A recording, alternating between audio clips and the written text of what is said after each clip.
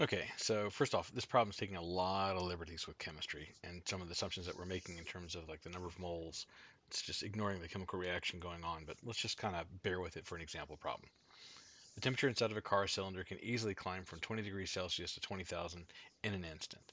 The cylinder is closed off from the outside world at this moment. If the volume is maintained constant at this instant in time, before the volume expands to push the cylinder, so it's just talk about a brief instant in time, then how many atmospheres of pressure would be present in the cylinder? Okay, so let's see what we have here. If we work through this.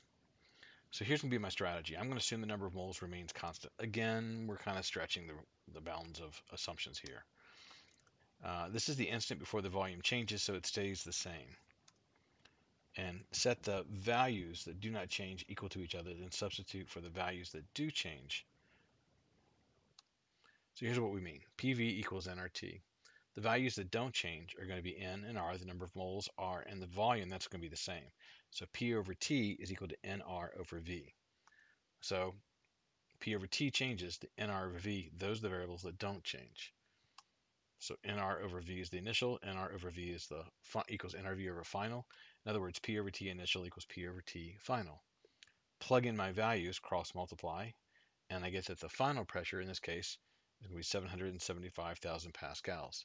So if we use the AP's numbers for atmospheric pressure, then we just divide this by 100,000 and we get 7.75 times more pressure. So the new pressure is 7.7 times 7.75 atmospheres.